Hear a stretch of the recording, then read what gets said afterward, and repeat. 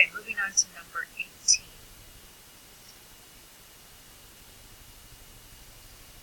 Alright, in this case, if this angle is 2y, I know this angle is 2y because they're vertical, and then these angles are same side interior, so they're supplements.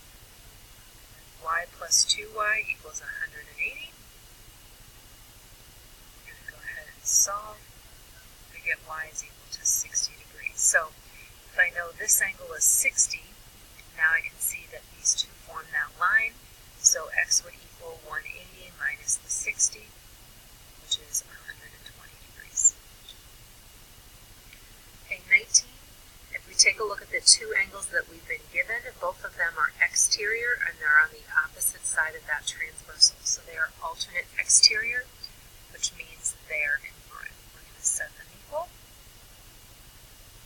I'm going to subtract that 2x. I'm going to add the 26, and eventually we get x is 59. Alright, the next one. It says M and P are parallel. So, again, I'm going to focus on this line and this line.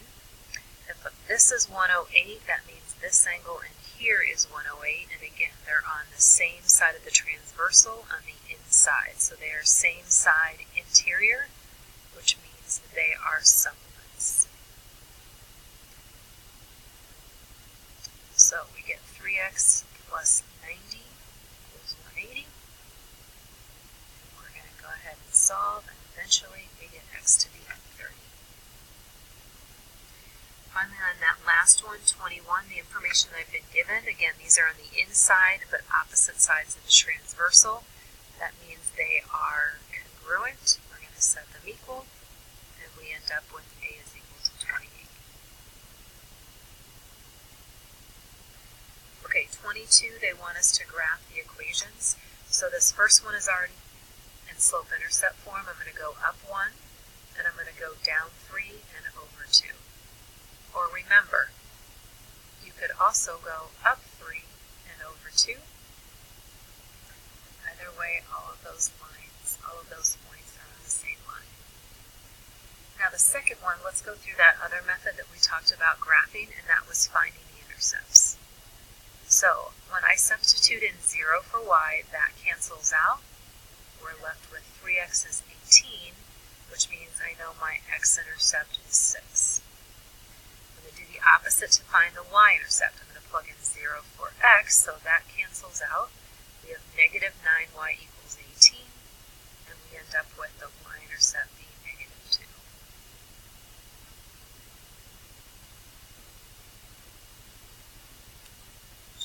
Again, we have to graph the same really deal as the other one. I'm going to go ahead and graph this one. It's in slope-intercept form, so I'm going up 6 and over up 1 and 1, 2, 3, 4.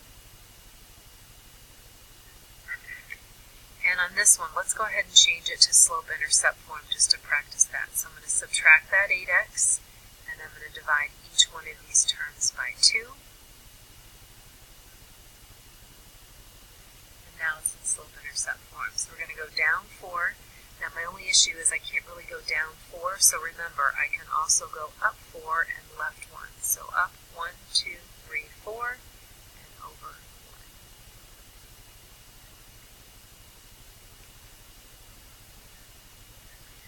Okay, it says tell if the lines from 21 and 23 are parallel, perpendicular, or neither. So let's go look at this one. This slope is negative 4 over 1. This is 1 over 4. They are opposites and they are reciprocal, so 23 ends up being perpendicular. And from 22, I can quickly see that they're definitely not parallel. If I went and found the slope, and let's just use these 2 points, it would be up 2 over 1, 2, 3, 4, 5, 6. So 2 over 6 reduces to 1/3.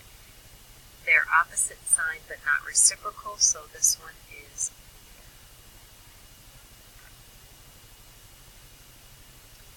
Alright, moving on to 25, it says name 2 remote interior angles for angle 1. So we're looking for inside angles that are furthest away. That would be angle 3 and angle 5.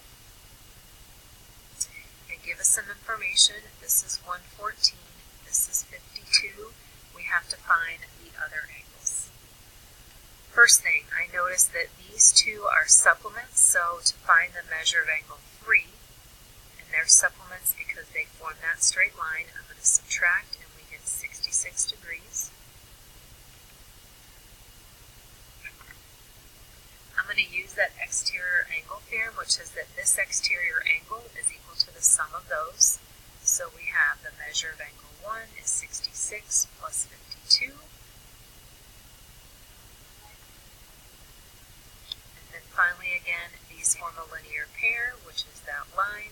So we can go and do 180 minus the 118, and we end up back at 62 degrees.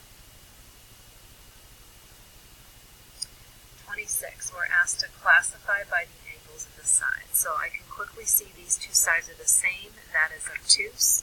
So this is an obtuse isosceles triangle. This triangle over here, two of the sides are the same. It looks as though it's also, all of the angles are acute, so this would be an acute isosceles. And actually, you know what? It's not isosceles. All those values are different, so that is scaly. Moving on to 27, which ones are concave? That is when they cave in, or if I put a point here and here, when I draw that line, it has to be contained inside it in order to be convex. So I could do the same thing here, I could do the same thing here. So the ones that are concave are the following. 28, we have to find the measure of one interior and one exterior in an octagon. So to find, first of all, we're going to go and do that formula, n minus 2 times 180. So 8 minus 2 times 180.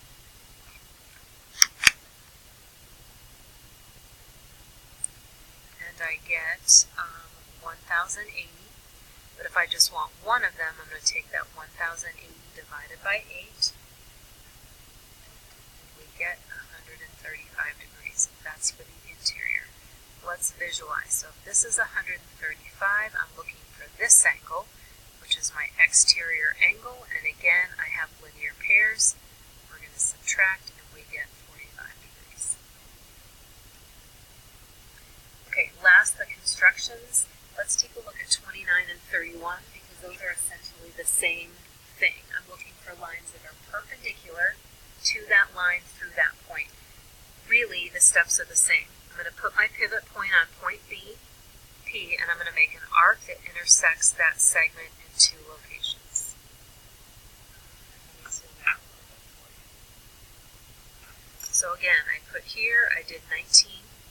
Now, these are my new endpoints. I'm going to pick the same measurement. I'm going to have those arcs intersect somewhere up in there. I'm going to go and pick the number 20, or I'm going to pick 30. So I'm doing 30 from the left, 30 from the right. There's that second point.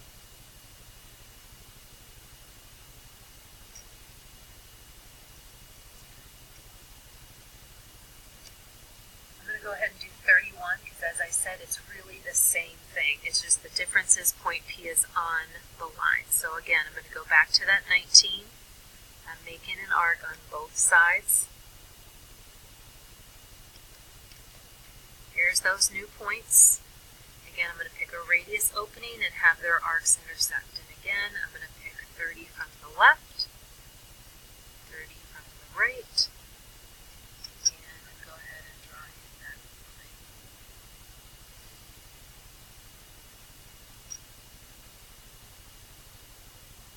Okay, last one. We have to go and do a parallel line. So the first thing we're going to do is draw in an angle, because remember, parallel lines come from congruent angles. And I'm going to label this to be P prime, and I'm going to label this one to be P. So I'm trying to draw a parallel line through that point. So what I need to do is copy this angle and place it up there. I'm going to put my pivot point at point B. I'm going to make an arc that intersects intersects both sides of that angle. I'm going to go do that same thing from up here again, putting my pencil there, put it in the 30 and make an arc.